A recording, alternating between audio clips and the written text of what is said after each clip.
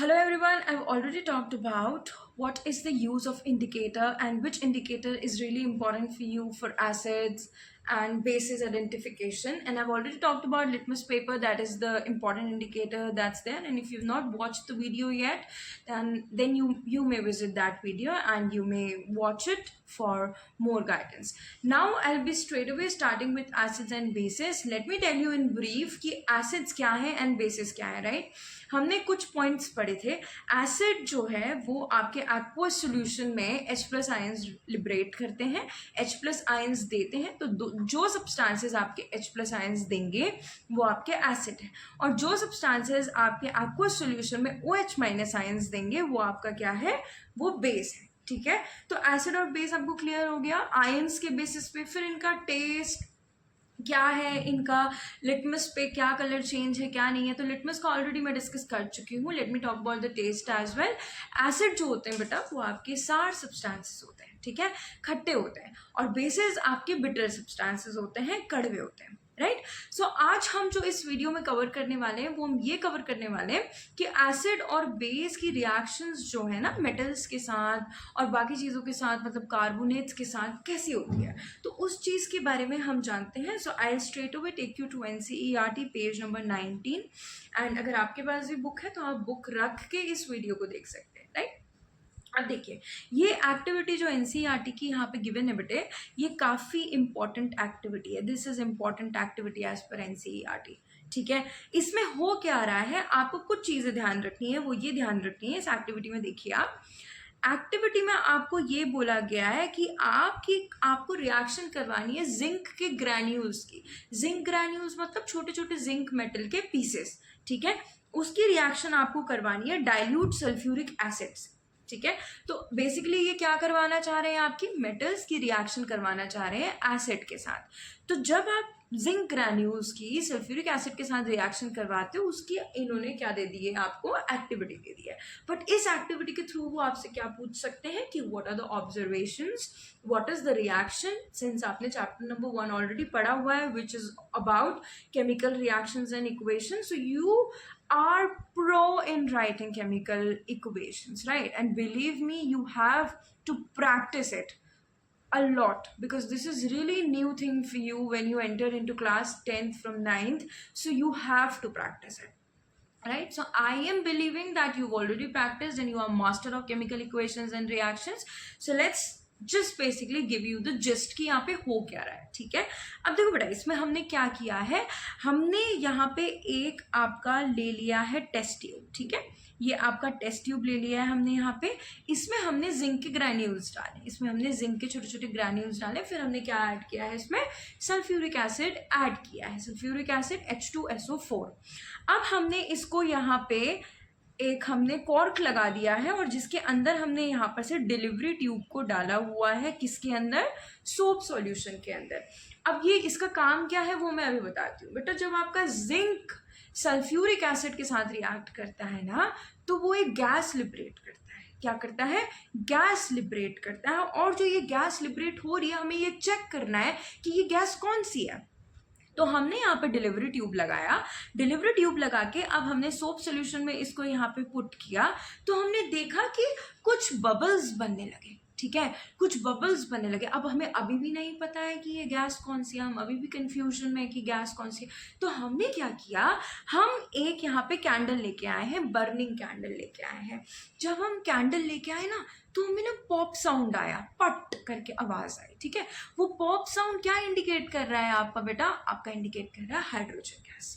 क्या इंडिकेट कर रहा है आपका, हाइड्रोजन गैस. तो यहाँ से हमें क्या पता चला, जब मेटल आपके एसिड के साथ रिएक्ट करे तो कौन सी गैस लिबरेट कर रहे हैं, आपकी हाइड्रोजन गैस लिबरेट कर रहे हैं. ठीक है, कौन सी गैस लिबरेट कर रहे हैं, हाइड्रोजन गैस लिबरेट कर रहे हैं. This is really very important. इधर यू टॉक अबाउट कि MCQ के फॉर्म में आएगा या फिर आपका किसी भी तरीके से आ सकता है, but this is important, this is important. अब हम यहाँ पे क्या करते हैं, हम यहाँ पे आपको इक्वेशन लिख के दिखा देते हैं. You already know that, still I will help you out. हमने क्या किया, हमने जिंक लिया, जिंक के ग्रैन्यूल्स दिए, हमने उसे सल्फ्यूरिक एसिड के साथ ऐड कर दिया बेटा. ठीक है, अब होगा क्या बेटा, हमें यहाँ पे H2 गैस तो मिल रही है निकलते हुए, और साथ में हमें क्या मिलेगा बेटा, इसको रिमूव कर दो, क्या बन गया हमारा ZnSO4, जिंक सल्फेट। तो आपको क्या मिला, आपने क्या लिया है, मेटल, आपने लिया है एसिड, आपको क्या मिला है, सॉल्ट और हाइड्रोजन गैस। समझ गए, इतना समझ में आ गया, इतना आ गया, ओके। अब आपसे कभी कभी ये पूछ लेते हैं कि हाइड्रोजन गैस की आइडेंटिफिकेशन कैसे करें। आपने बोलना है, अगर हम एक बर्निंग मैचस्टिक या फिर बर्निंग कैंडल हम लेके आते हैं near the mouth of the test tube और द बॉइलिंग ट्यूब जिसमें रिएक्शन हो रही है, तो हमें क्या सुनने को मिलता है, हमें पॉप साउंड सुनने को मिलता है। समझ में आ गई बात, ठीक हो गया। So this is the activity जिसके बारे में मैं बात कर रही थी, विच इज इम्पोर्टेंट। अब हम आगे बढ़ते हैं, आपको कुछ एग्जाम्पल्स मैंने यहाँ पे लिखे हुए हैं, आप इसे देख सकते हैं। एग्जाम्पल्स ये है कि जिंक का जब HCl के साथ रिएक्शन कराएंगे तो क्या होगा बेटा, एसिड है तो क्या बनेगा, H2 गैस तो निकलेगी ही निकलेगी, और क्या मिल जाएगा यहाँ पे हमें, zinc chloride which is a salt. जैसे जिंक सल्फेट मिला था ना बेटा, तो अगर आप यहाँ इसमें Cl लेंगे तो आपको क्या मिलेगा, जिंक क्लोराइड मिल जाएगा, ठीक है। अब आपको यहाँ पे जनरलाइज्ड इक्वेशन इन्होंने लिख दी, इन्होंने बोला है कि एसिड जब मेटल के साथ रिएक्ट करेंगे तो सॉल्ट और हाइड्रोजन गैस देंगे। इस टॉपिक को समझने के लिए इतना काफी है, आप ध्यान रखेंगे ये दो तीन बातें तो आपको ये पर्टिकुलर कॉन्सेप्ट और टॉपिक समझ में आ जाएगा, ठीक है। अब आ जाते हैं हम अपने नेक्स्ट पार्ट में। नेक्स्ट पार्ट में ये है जब मेटल एसिड के साथ रिएक्ट किया, वो तो हम देख चुके हैं। अब मेटल का बेस के साथ रिएक्शन करवा देते हैं, ठीक है। अब मेटल का बेस के साथ रिएक्शन करवाएंगे तो होगा क्या, ये देखिए, ये this is one of the most important reaction of NCERT, most important, ठीक है, मोस्ट इंपॉर्टेंट। अब हो क्या रहा है, आपने लिया है मेटल, आपने लिया है उसके साथ base.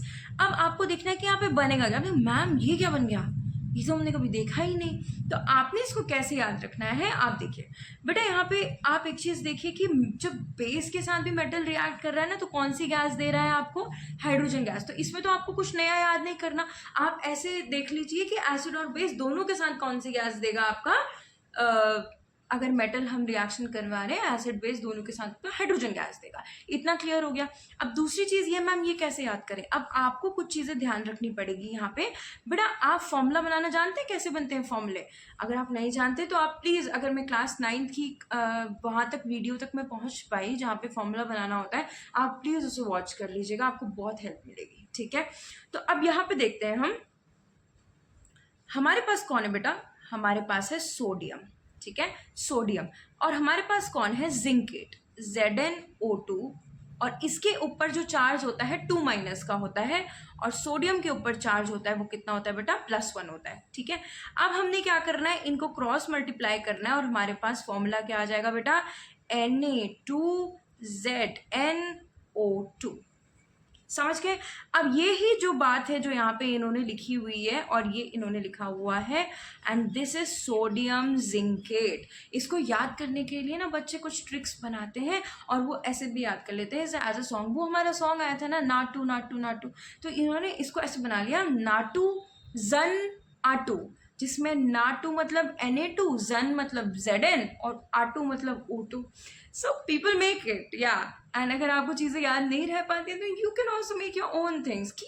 Keep discovering different ideas, keep exploring different things, be creative, ठीक है। हमेशा लाइफ में क्रिएटिव रहना है आपने, डोंट बी फिक्स्ड, कभी भी आपको रिजिड बन के काम नहीं करना है, ऑलवेज बी फ्लेक्सिबल, ठीक है। कोई कुछ नया चीज़ समझा रहा है तो आप ट्राई करिए कि आप उसको किस तरीके से इनकॉर्पोरेट कर सकते हैं।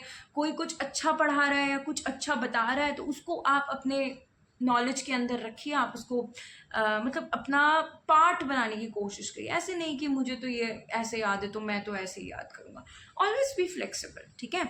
अब Na2ZnO2, मैं तो Na2ZnO2 की तरह याद करती हूँ, बट धीरे धीरे जब मैंने चीज़ें सीखी और मैंने देखा बच्चे किस तरीके से रिएक्ट कर रहे हैं इस चीज़ को, तो मैंने कहा कि इन्होंने क्या बनाया, Naatu which is nice thing. आपको जिस तरीके से याद हो रहा है आप उस तरीके से याद करिए। कौन आपसे आके क्वेश्चन कर रहा है आपसे कि आप इसको इस तरीके से क्यों याद कर रहे हैं, बस आपको कॉन्सेप्ट पता होना चाहिए। कल के दिन कोई आपसे पूछे कि ये ZnO2 क्या है, आप बोलना कि ये जिंकेट आयन है, इसके ऊपर कितना चार्ज होता है, इसके ऊपर -2 होता है, इसका फॉर्मूला Na2ZnO2 कैसे बना वो मैंने अभी यहाँ पे आपको बता दिया। समझ गए? तो चीज़ों को आपको जैसे याद करना आप करिए, बस आप कॉन्सेप्ट पढ़ लीजिए कि इसमें होता क्या है। ठीक है, तो अब हम आपको दूसरी रिएक्शन की तरफ लेके चलते हैं, जिसमें एक रिएक्शन तो एनसीईआरटी में दी है, दूसरी थोड़ा सा हम एक्स्ट्रा कर लेते हैं। अगर ये पूछ लिया तो हम कंफ्यूज नहीं होना चाहिए ना हमें। ठीक है, अब देखो बेटा, वहां पे जिंकेट बन रहा था। जिंकेट क्यों बन रहा था? क्योंकि वहां पे जिंक मेटल लिया था। अब यहाँ पे बेटा हमने एल्यूमिनियम मेटल लिया, तो हमारा क्या बनेगा? यहाँ पे एल्यूमिनेट बनेगा।